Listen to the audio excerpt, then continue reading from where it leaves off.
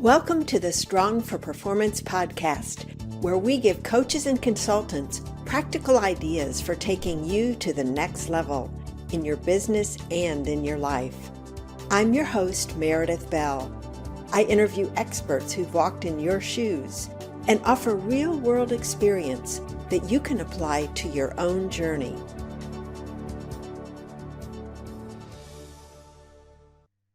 Welcome to another episode of the Strong for Performance podcast.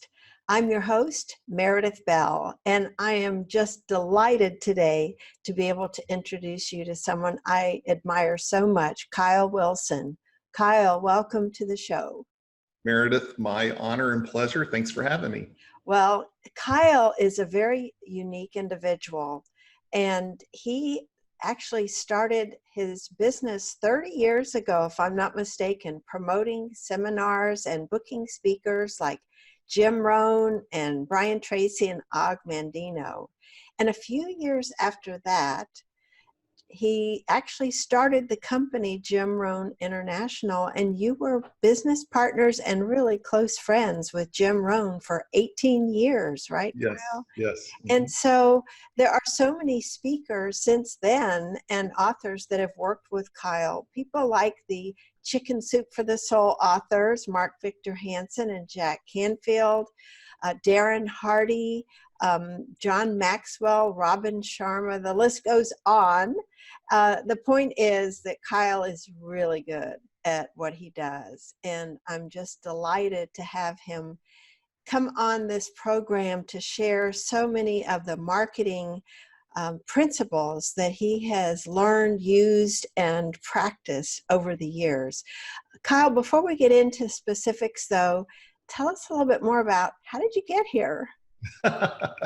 Yeah, it's not your typical story. I grew up in a small town in Texas and never went to college. I actually got in a lot of trouble. I remember when I was on a podcast and they said, wow, to have been partners with Jim Rohn, you must have been like the class president. You must have been highly successful. And I'm like, no, far from it. But at age 19, I had a significant emotional experience, changed my life. Started my first little business, which was a detail shop, and then a service station. Again, this is small town America. And at age 26, made the decision to move to Dallas to expand what I was doing. And I was just looking for a job, and through a series of serendipitous things that happened, I got in the seminar business, and I went to work for Jerry Haynes and became a seminar promoter, which meant you made 100 phone calls a day, cold calling, to book 2 to 5 speaking engagements to go in and speak for 30 minutes, sometimes in front of a really great audience, sometimes in front of a bunch of realtors that aren't even looking at you while they're working, right? And but at the end of it, 30 minutes trying to give value. But then I would offer the opportunity to go buy tickets to a seminar. And after doing that for a while, I became Jerry's number one guy. And one day he called, and this was in Dallas, and he said, hey, Kyle, Jim Rohn, and I've never heard of Jim Rohn. And he gave me a cassette of Jim. This is how long ago that was, cassette. And he said, I got Jim to come back out of retirement. And, Tony Robbins was just starting to take off. And he said, Tony Robbins, myself, a bunch of us all worked back in the day for Jim, and he's the best in the world. I'm moving to Los Angeles tomorrow. You got Texas, run with it. And, I went and listened to that cassette, and I was blown away. And so that was age 27 and a half, 28, and became Jerry's top guy. But actually, the business model was really broke, and I wasn't making money. I'm the number one guy, but not making money. And I said, listen, I got to go out on my own. I got to figure this out. And I was getting a couple hundred people in a room, and my vision's, how do I get 2,000 people in a room? And I would go to the 2,000 people events. A guy named Jerry Pat was putting on a Zig Ziglar, Brian Tracy big event with 2,000 people. And I was studying that. I was studying all these different models. And sure enough, went out on my own, and I couldn't book Jim anymore. So that first big event I did was Brian Tracy and Og Mandino. I moved to Atlanta, and I got 1,300 people. Now that I've validated I could do that, I called Jerry. I said, can I hire Jim? And I was paying double what they were charging to get Jim because I thought Jim was the best. And the next event we had 1,800 and 2,100 and 2,500. And eventually the model was broken. And Jim and Jerry, they split up, I think, over 400,000 in the hole in debt. And at that point I said, hey, Jim, I don't want to get in the way of what you guys are doing. He said, no, we have a broken model. It's not going to work. So I said, listen, I would love the opportunity to have an exclusive to go market you. And that first year I doubled his fee, and I took him from 20 speaking dates to 110 dates, doubled his fee. And I created a little marketing tool that went on to move 6 million of, that was, helped. I talk about the will, and we're going to talk about the will, but it was part of that. And then we just started creating products, and pretty soon, people didn't know who Jim was, but if they heard him, they loved him, and they would buy everything we had. And then what? Jim wasn't the kind of guy that was going to create a lot of content. He had his talk. He was a philosopher. He wasn't in the tape selling business. He wasn't going to go just start creating content. And so I started another company called Your Success Story. And that allowed me to then have Brian Tracy and Les Brown and Victor Hansen and many of those speakers come in behind Jim when I book him for companies. And I started selling their stuff and booking them too. And we built a phenomenal company between those two. Then the internet came in 1999, and we were one of the first to adapt and one of the first to build a 1 million+ list. And then in late 2007, I ended up selling my companies and some personal reasons, and became a Mr. Mom. And unfortunately, Jim passed away in 2009. But we had just this phenomenal run. And as you know, I've been kind of back at it the last 4 or 5 years after 6 or 7 years of retiring, and just life's great. That is just terrific. And now you're involved with coaching and consulting, and you've got a really special inner circle of people that you meet with regularly to help them with personal development. To me, you're keeping the vision of Jim Rohn going with the way that you connect and interact with people. And one of the things I admire so much about you, Kyle, is the emphasis you put on relationship building. That it's not superficial for you. Then the first time I met you, I could sense that. It was where you and I had a strong connection because we are big believers in that. And anyone who speaks about you emphasizes that. In fact, I just recently watched a testimonial from Victor Hansen about what it was like to work with you, and he just gave you his highest endorsement and recommendation for anyone who is interested in looking for help, especially in the area of marketing. And that's why I'm just so tickled today that we're going to explore some of the key marketing principles that you have developed and lived by over the past decades that have served you extremely well. So let's jump into those, because I think our listeners will find them really valuable for their own businesses. And let me just add real quick, the audience, we have a broad audience, but more folks are consultants, coaches, speakers, and trainers who love what they do in terms of delivering their services, often reluctant about the marketing and sales side. Right. So one of the things that I think they will value about what you have to share is there's nothing sleazy or gray about what you advocate. It's all up and up and all ethical and aligned with the values and principles that most people want to live by. No, thank you. That's true. No, that's the perfect audience for what I do, because it's just like Jim Rohn. He was the talent, right? But the marketing was something he didn't really want to do. He wasn't good at. Now the times have changed. People come to me all the time. Hey, can you do for me what you did for Jim Rohn? And I'm like, no, the game's changed. There are no more middlemen. Publishers are out of business. Record labels are out of business. Bookstores are out of business. So now what it is, it's incumbent upon each of us to know how to market ourselves, right? But I call it principle-based marketing, and it's being authentic. You mentioned my inner circle. A big part of that is we have a community, but the people are so authentic. And a lot of that's been born out of, challenges and hardships and things we go through. And, it's at one time I was a very type A driven guy, and, hanging around Jim Rohn for 18 years really helps you get philosophically strong about what's important, what's, not important. And here's the wonderful thing. When you're authentic, when you're yourself, that's your number one marketing piece anyway. In fact, I'll just get started. I'll just jump in. Great, yes. Because I do have a lot to cover. And the first marketing principle is that marketing is simply connecting the dots. And as you said, it's not about being manipulative or being clever. It's just simply, what's the most effective and efficient way to connect my product and service with the customer or with the prospect. And part of that is your secret sauce. Part of it is what makes you special. It really drives me a little bit crazy when I see people have websites with generic memes that anyone could do, right? Anyone, there's tens of millions of people. That's the fallacy of so much of the online marketing world, is they make it sound like it's easy. No, tens of millions of people are doing it. And it really, it's something I'm against, hearing some of these marketers talk about, oh, you spend $1, you make $3 on Facebook ads. No, 95% of the people are not doing that. They're losing money. And so, the key is really understanding what works and what doesn't work and building from your secret sauce.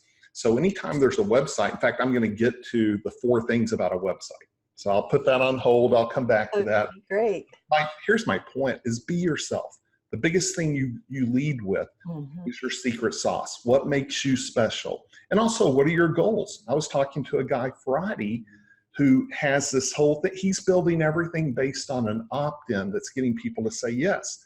I'm like, my friend, you're doing it the opposite. What you have to decide is what you want to be doing 5 years from now, and work your way backwards and then create that opt-in. I said, the opt-in you have is creating entirely the wrong customer to take you down the wrong road. What if it all succeeds? You've ended up in a place you don't want to be. So I always say, take your 3 and 5 year goals, look at the competition, look at the marketplace, decide what your secret sauce is, and start connecting the dots. What works and what doesn't work. I'm a big believer in testing, right? Test small. If it doesn't work small, it's not going to work big. So a lot of people jump in on big ideas and they've not tested them. So there's simple ways to test things. If we have time at the end, I'll give you a formula on testing. But that's number 1. Marketing is simply connecting the dots. So let's think about an example of someone that you know of or have worked with who has a really special secret sauce.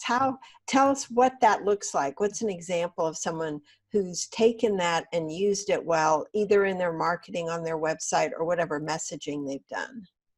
I'm thinking of a guy who is a John Maxwell coach, and he doesn't look the part like he does. He's from Canada. He's more of an engineer by trade, and he's out competing and talking and sharing the same as 5,000 other John Maxwell coaches.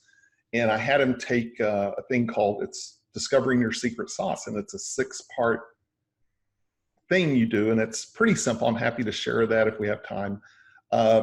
But from that, we found out, okay, his 3 core things. He loves to teach. He's a teacher. Number 2, he's a wine connoisseur. Like, that turns him on, is wine. And then number 3, he's really into philanthropic ventures, almost to a fault. Like, he just runs to the cause. And so from that, we rebranded him to living the life you truly want to live. And so his book cover would be him holding a glass of wine. And he really then started doing wine tastings and, to raise money for charities. But he started building a list. I'm going to talk about building a list and talking to the list. And from that, attracting people to eventually selling them coaching. But he's also monetizing his wine business. And again, him holding a glass of wine, if you, I'm not going to say who he is, but if you saw who he was, like, okay, that's cool. But if you see him trying to be a slick coach, which is what he was trying to be, it was failing miserably, right? He didn't fit the box. But he's being himself. He massively fits the box. But again, it's finding that uniqueness. And I got to submit to you, like nothing changed with Jim Rohn in 1993 when he and I partnered. What changed was me magnifying what made him special. And that's where I came up with those 365 quotes by Jim, turned it into a gift booklet that moved 6 million. And saying I could name 50 stories of taking someone, and it's more to do with the bigger picture of the wheel that we're going to get to than just their secret sauce. Mm-hmm. But in fact, when I get to the website, I'll dig deeper into your question. Okay, great. Thank you. You bet. The All second right. thing on marketing is it's a combination of tactics and principles. And tactics are everything from social media, having an email list, your website, direct mail, any kind of marketing, right? And technology impacts our tactics, right? The same tactics that worked 20 years ago might be different today. I sold my company, sold the million plus list. When I came out after retirement, I was focused on social media because I knew social media was one of the quickest ways to build a list. I'm still into email lists. I'm a big believer in email lists, even though it doesn't work as well as it used to. And that's a whole rabbit trail we can go down. But I think the key is, social media, you don't own your list. If you have a podcast, you don't own the list. So it's imperative you get people that are on your social media, on your podcast to opt into something, right? Because you do own the email list. And so, so I started focusing on social media. And, I always ask people, how many have a hard time putting themselves out there? And almost everyone raises their hand, right? You mentioned your audience. Well, I would say that's 100% true for my audience. My audience is a lot of professionals, real estate investors, entrepreneurs, but no one wants to go on social media and brag. You mentioned seeing a testimonial I posted about Mark Victor Hansen. I only do that because I hope to get results. I don't do it so people can say, hey, look at Kyle. Right? And so all of us, we have to put ourselves out there to get the result, not because we're wanting to brag. So here's my core question is, how much influence do you want to have? And that's what I ask everyone. It depends how much influence you want to have. And depending on how much influence you want to have in the marketplace will determine how much you put yourself out there. And so that's the tactic side. Now, here's the other part of the marketing of that is the principle side. And to me, there's 4 key principles that are more important than any tactic. Number 1, having a great product. If you don't have a great product, it's not going to multiply, right? Everything you do, if you can make it great, it's going to compound.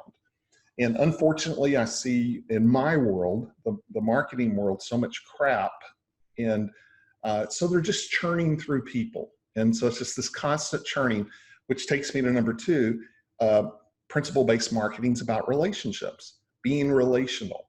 Number 3, it's about being consistent. Just like with your podcast, you're going to be consistent. With social media, be consistent. Number 4 is having great customer service. How many companies spend tens of millions of dollars to have crappy customer service, right? They spend all this money to get a customer. Now, here's the opposite of bad customer service is when people refer you. You've referred someone to my project, right? Almost everything I do, my inner circle, my books, almost everything I do is referral based. That's where most of it comes from, as some sort of referral. Now that's smart. I call that smart marketing, right? Dumb marketing is have bad products, bad customer service that you're starting over every day. I call it hunting versus fishing is principle based. And then I'll sum this point up by saying, here's my rule. Because I'm a tactic guy. You don't build a million plus list or fill up rooms without tactics. So I believe in tactics. But never let a good tactic override a principle. So if I don't know someone on Instagram or on Facebook and they instant message me a solicitation, I unfriend them, because why would I don't know them. Now, if I know you, sure. But if I don't know you and you're just friending me so you can go sell me, now that's a tactic and it probably works. If you do, if you put business cards on windshields, it'll probably work eventually, right? But that's going to also violate a principle. And if I'm going to build a long-term relationship with you where you'll spend money with me and you're going to refer me, I have to figure out a different way. And I'll get to that. And actually it's not part of my 7 marketing principles, but it's a preliminary thing I always talk about. It's something Jim Rohn taught me. He said, to be successful, Kyle, you have to learn to bring value to the marketplace. He said, to be wealthy, learn to be valuable to valuable people. And so that's what I tell people. Learn to bring value to the marketplace, right? The being clever and manipulative never works, right? But learning to bring value is how you attract people. So number 2 is, yes, tactics work. They're important. I'm a tactic guy, but never let them violate a principle, and focus on having great stuff, right? And being consistent and great customer service. Jim Rohn, I'm going to talk about at the end of this thing called 52 Lessons I Learned from Jim Rohn and Other Legends. And one of the lessons is, Jim said, the twin killers of success are greed and,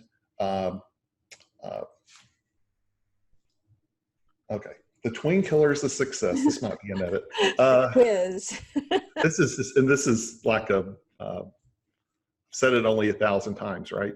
The twin killers of success. So Jim Rohn said the twin killers of success are greed and impatience. And so we're in a hurry, and it's like having a vineyard. I had a vineyard at one of my houses, and they take about 5 years. And so if someone, and this happens out in the marketing world, people teach you how to have a vineyard in a month. Be leery of those people, right? It's not possible. It's going to take about 5 years. But all the time, we want something quick, and that hardly ever works. The third thing on 7 principles is being strategic. And, I'm always thinking about, what is that one thing that's going to make the biggest difference? I'm a big believer in do less. There's only 3. There's a lot of playbooks I have. There's a lot of things I can do. I've had just over 25 years, you end up doing a lot of different things, right? Whether it's books, seminars, online courses, whatever, events. But now I'm very picky about what I do. I have it down to only 3 things, and it's all got to be strategic. It all has to be synergistic. And so on number 3, on being strategic, is what is the one thing, if someone's thinking right now, what is that one thing that if you did, it's going to knock down all the dominoes? Just because you can do an event, that doesn't mean you should. Just because you can write a book, that doesn't mean you should. Just because you can, create a product, that doesn't mean you should. I always think, what is the one thing that if I did it, is going to knock down my dominoes? And then that takes me to number 4, and I call it the wheel. Like, I'm from Texas, so a wheel with a spoke, and then different spokes on the wheel. And in 1993, when Jim and I partnered, I drew on a sheet of paper a big wheel, and each spoke was a product or service. So if someone's drawing out their wheel, each spoke is your product or service. And here's the big question. How do you get people on the wheel, and then how do you take them around? Now, a funnel says, okay, I'm going to get you in my funnel, and I have an agenda. The wheel's not that. The wheel is, how do you get on my wheel? And then I'm just going to bring value. And then you pick the spoke you want, right? I have different spokes, and some people, like I just did a 2-day memory and marketing event with my good friend Ron White. Some people come to that don't come to do anything else I do, right? We have a common friend that came to that, and it's an amazing. It doesn't cost a lot of money, and that was one thing he decided to do. And so I have different spokes, and I let people pick what they want to do. But here's the big question: is how do you get more people on the wheel? And so in 1993, that was my big question. And I went to here's 4 questions to ask when you're trying to think of the right spoke. Number 1, is it part of your core business? Again, there are people trying, they're struggling in their business, and then they come up with an idea and they run it by me, and it has nothing to do with their core business. It has to do with someone else's core business, and they're going to go become an affiliate or whatever. And I'm like, yeah, you could make that work, but it's not going to knock down the dominoes, and it's not part of your core business. It's not going to be synergistic with everything else you do. Number 2, is it part of your secret sauce, right? Is it something that accentuates what you're really good at? Number 3, is it focused on the right avatar? And that's critical. Again, I was talking to a guy, and he's got this thing he thinks is working amazing. I'm like, it's drawing in all the wrong people. In fact, I was talking to someone, I'm just not going to mention some names, right? But I was talking to a guy, you would know who he is recently, and he had a great idea for me. And it was a great idea, except it's not going to attract the right avatar for me. So to me, it was short-lived. I can make a few bucks on the front end, but now I'm working with a quality of person I don't want to work with.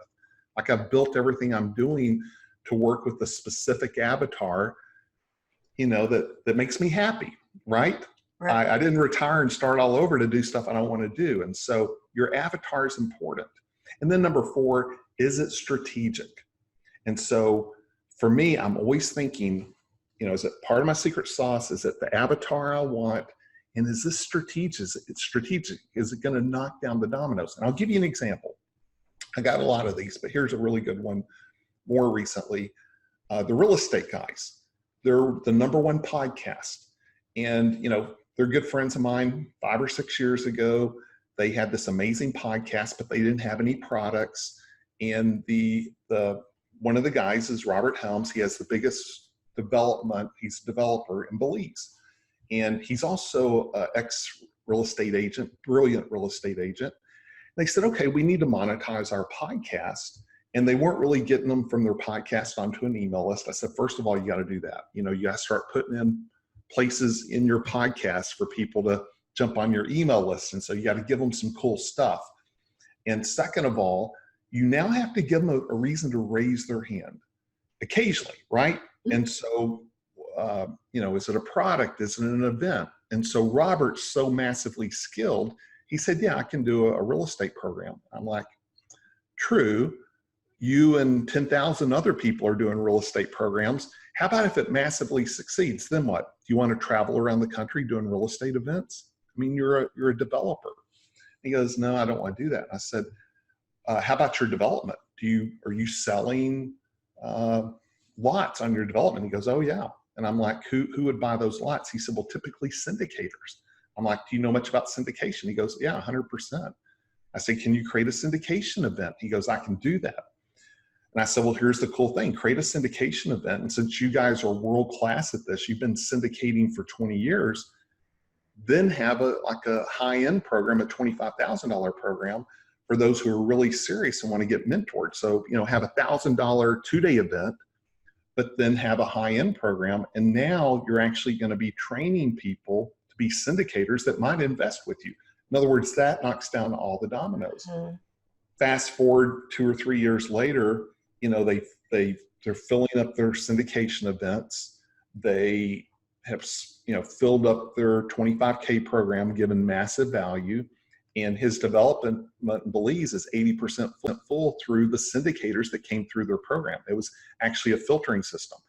But I have a dozen of those models happening. Now, here's the thing. Could he have done a real estate program? 100%. But that wasn't going to knock down the right dominoes. So it's always trying to think, how can, again, and we focused on his true secret sauce. We focused on where he wants to be 5 years from now. We focused on the avatar, and we focused on being strategic. So the will is really important. Yes. And I love that particular strategy you just described, because too often we get so busy implementing tactic 1, tactic 3, that Right. we don't step back and really ask these questions that you are asking. I hope our listeners are taking lots of notes, because what you're really talking about here is something I was reading in another book about taking a quantum leap.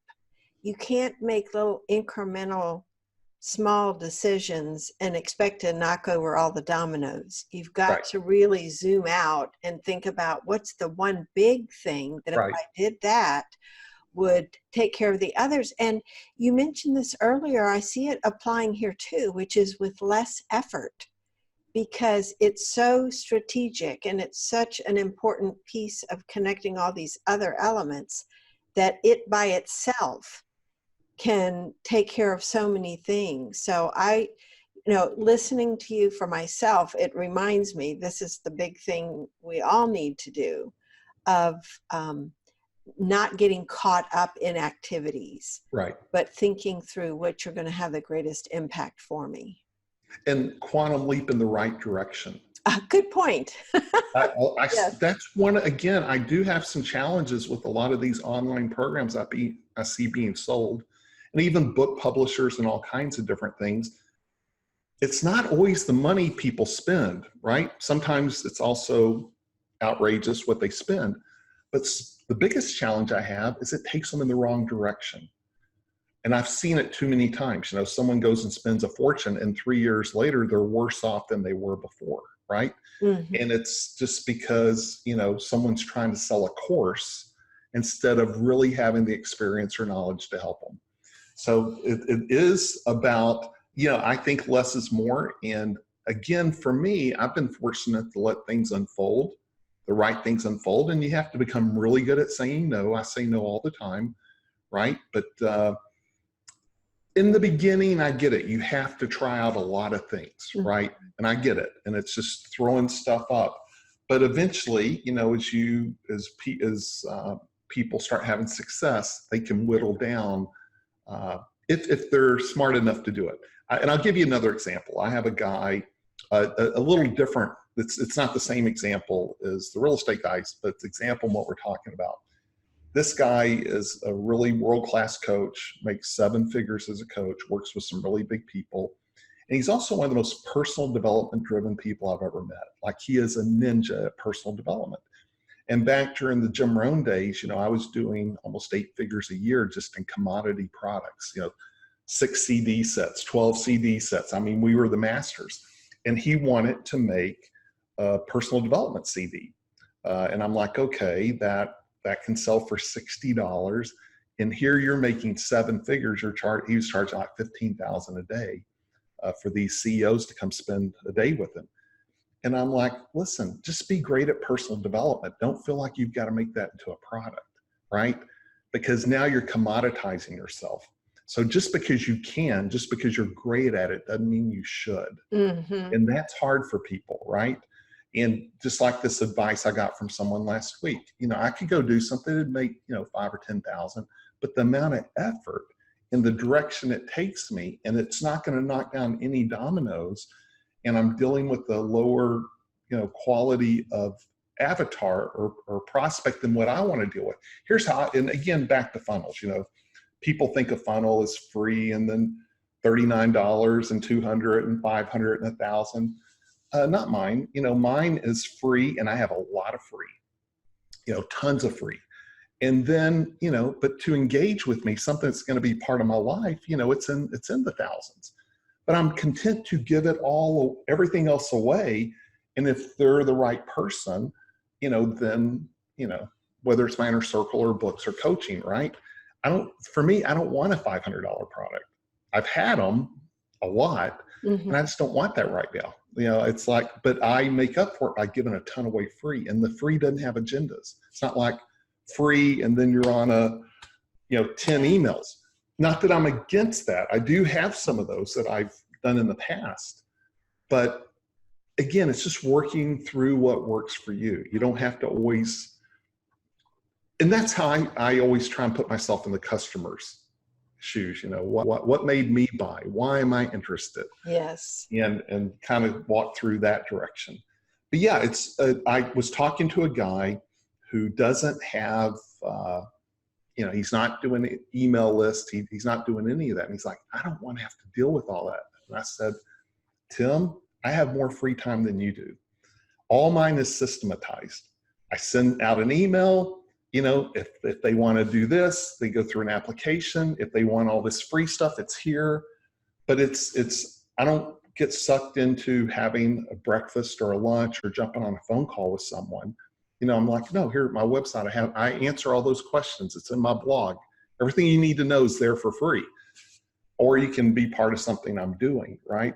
But I don't get sucked into all the other stuff. Like he probably spent more time trying to go through things because he wouldn't actually, have the systems in place. Well, let's get on with, I think this is another one of your principles, this whole idea of once you get them on the wheel, communicating with them and building a relationship. Right. I always say, after the wheel, it's build a list. And one of the big challenges is people have a box of business cards, right? That they've collected and they've never actually put them on a list. And I'm a big fan of AWeber. There's Constant Contact. There's a lot of those, but just keep it simple. Find a way to put them on a list and then just start talking to them, once a week, every 2 weeks, once a month is better than never. And here's the other challenge. Some people think they have to be so on point. They don't. Listen, I have a guy who's a syndication attorney. His audience is very narrow, and a lot of people on his list, they were hot today, but they're not tomorrow. He doesn't have to always talk syndication. He can talk about all kinds of stuff. He can say, hey, I just saw Robert Kiyosaki. Here were 3 great ideas he gave. It's April 15th. Is your company paying your kids, $6,500 a year that they can deduct, the company can deduct, and your kids can then put that in a Roth IRA. So that's valuable to everyone. And how do I know this? Because I interviewed them once at my inner circle, and everyone's fallen asleep until we talked about that. And then they go, oh my God, that's because everyone's a parent or a grandparent or an uncle or an aunt. And so again, same thing with your list. It doesn't always have to be your brilliance or your idea to a specific avatar. Sometimes it's just putting good stuff out. Mm-hmm. Tim Ferriss, who is one of my favorites, he said, listen, I have 10 different types of people on my list. So every podcast, I'm focused on one of them. So after 10 podcasts, I've talked to them all.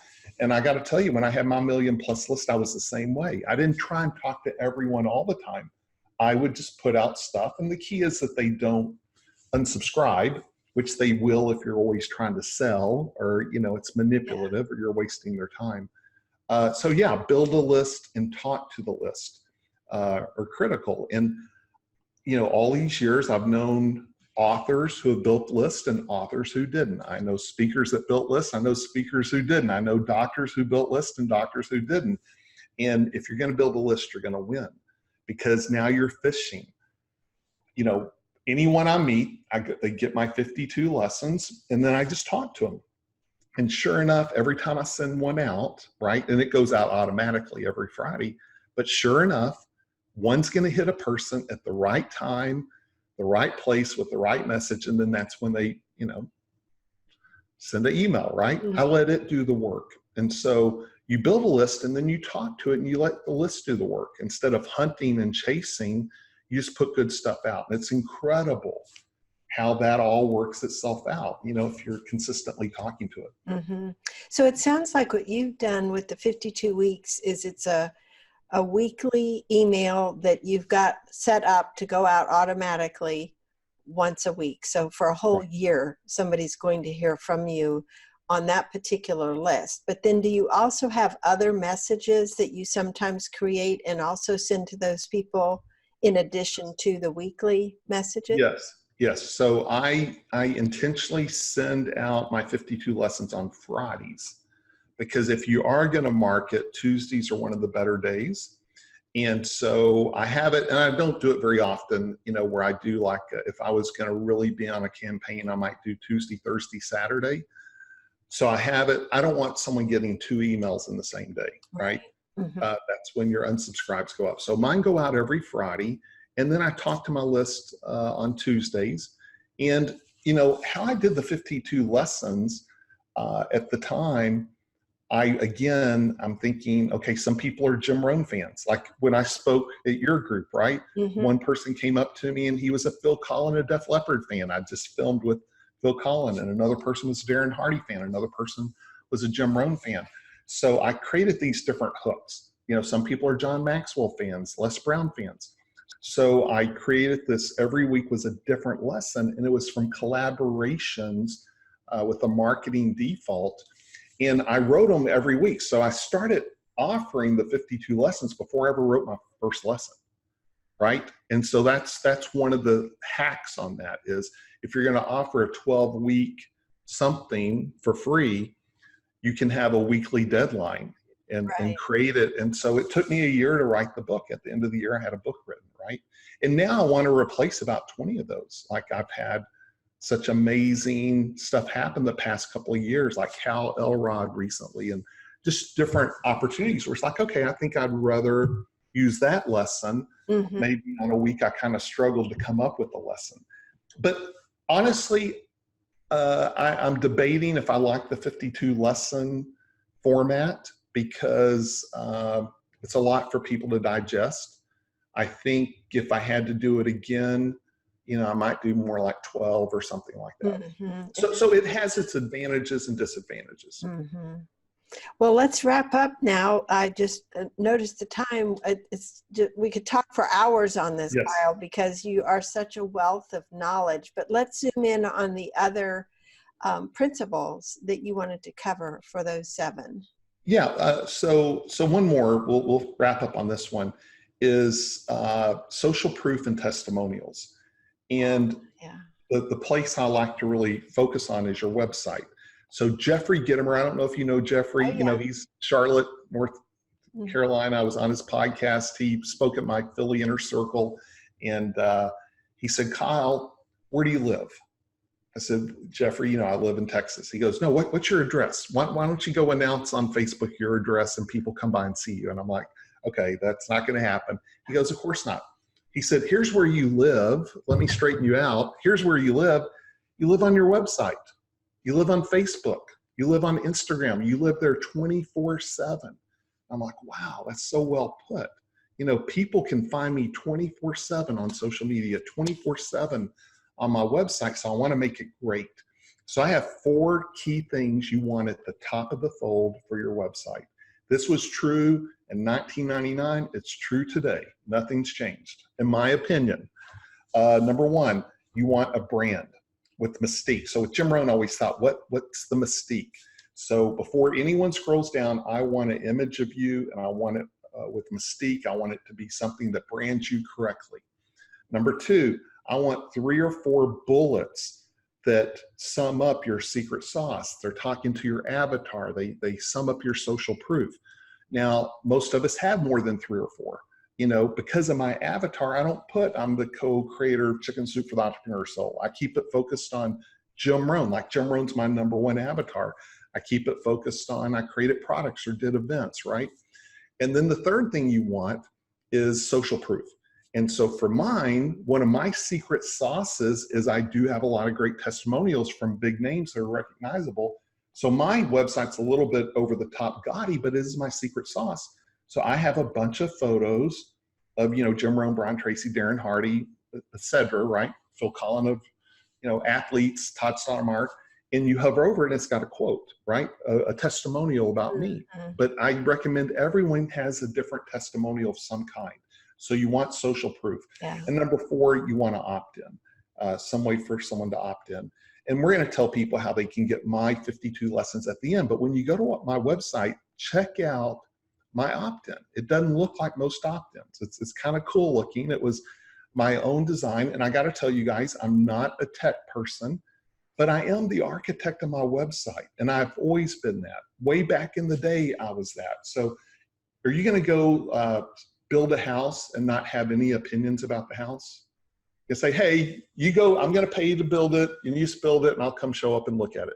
No, but people do that with their website. They don't do the work of saying, here's what I want, because most web people are not marketers. They pretend to be, they charge like they are. What I want is a web person who'll do what I ask, even though I have no idea how they're going to do it. Like, I don't have to understand the sausage making. I just say, I want it to look like this. So when you go to mine, whether you like it or hate it, it is my design, and it's built on my secret sauce. It's built on my social proof. It's got testimonials, because that's important, because again, some people don't know who Jim Rohn is, but they know who Tom Ziegler is, right? Or Les Brown. And so that's what you want. You want different hooks of social proof and testimonials. And so again, it's not, if I say it, it's bragging, but if you say it, it's proof, right? So having these testimonials of other people saying great things about you. Yeah, that's so critical. It really does do the heavy lifting for you. Right. To have somebody else, because it actually warms them up, and then you don't feel like a stranger to them. Because if it's someone whose opinion or whose work they already know and respect, and they see that they have said positive things about you, it just shoots your credibility right up. Right. And again, just taking this home, I was reading a story today by someone in a future book, and she mentions Jack Canfield, and she mentions Billy Zane from the movie Titanic. And I go to her website where she's sending people, and there's no picture of either one of them, right? Mm-hmm. And her pitch, it could have been anyone's website. She could have been one of 100 million people. So find out, we all have it, whatever it is. Maybe someone was in the military, whatever it is, get pictures. I'm not as big a fan, as me personally, of video. Like, I don't watch videos. So if someone has a video, that's fine. It's fine, but make sure you have a picture. Like, a picture tells 1,000 words. Mm-hmm. Without, if someone doesn't know you, it's hard to ask them to indulge and watch a video. So I want a picture. I want, Todd Sarver, our 15-year Major League Baseball player, 3-time World Series. I have Seth Mosley, and no one would recognize Seth, but the guy's won 2 Grammys and written 800 songs and 16 number ones. That's what I put on there. It's a picture with a tagline. And so everyone's got social proof if they connect the dots, right? And think who your avatar is, who you're trying to reach. Mm-hmm. That's great. Kyle, these have been so valuable. I mean, I haven't tried to take notes. I'm glad I'm recording this because I'll go back and review this, and I encourage our listeners to do so, because you've shared some really important insights and practical, useful ideas that they can actually implement, including what you just said about websites. So let's keep the openness going and have you share your actual website and how they can get the 52 lessons, because I think Sure. And I will say it's kylewilson.com, K-Y-L-E, Wilson, W-I-L-S-O-N.com. And if they go to my blog, just tip blog when they're there, I tell how to find your secret sauce. I talk about the websites. A lot of it, I go into depth. There's over 100 blog posts. And, but if you go to kylewilson.com, you'll see 52 lessons I learned from Jim Rohn and other legends. You just put in your name and email, and you'll get your first lesson. And then every Friday, you'll get another lesson. That's great. Well, I know that you'll probably have a big increase in your opt-ins as people listen to this, because you've just shared such a wealth of information. And I want to thank you again for being my guest today. It's been my honor, Meredith. I really appreciate you. And I'm so glad I met you. I'm so glad we're part of a book together, Purpose, Passion, Profit. I love your story. I think you were the second or third story in the book, and really hit it off, and just the relationship mindset you have and being a giver. And so thanks so much for having me on. It's my honor. Oh, thank you. Yes. And before we close out, I just want to mention that's another thing that Kyle has to his credit. He has helped over 200 authors, including me, achieve #1 bestseller status. And so I'm very grateful for that. So that's another whole area of marketing that Kyle is so smart, experienced about, in terms of getting a book out and promoting it and having it work for you. So thank you for making that contribution to the world and to me too, Kyle. And that is Purpose, Passion, and Profit. Is the book that I participated in with Kyle. No, thank you. And we tried to find out, again, how do you bring value? And so like 15 different boxes we give, people to check off, including celebrity authorities and things like that. So again, it's back to how do you bring value and then attract the people that it's a good fit for. Yes. Well, thank you again, Kyle, and I'll be listening to this again soon, and I hope to get to have another conversation with you soon. Okay, thanks, Meredith. Talk soon. Okay. Thanks for tuning in to the Strong for Performance podcast. Now head over to growstrongleaders.com to learn how our tools can increase your impact with clients and expand your business. And while you're there, grab our free ebook, The 5 Secrets to Getting Better at Anything. Until next time, I'm Meredith Bell. Make it a great day.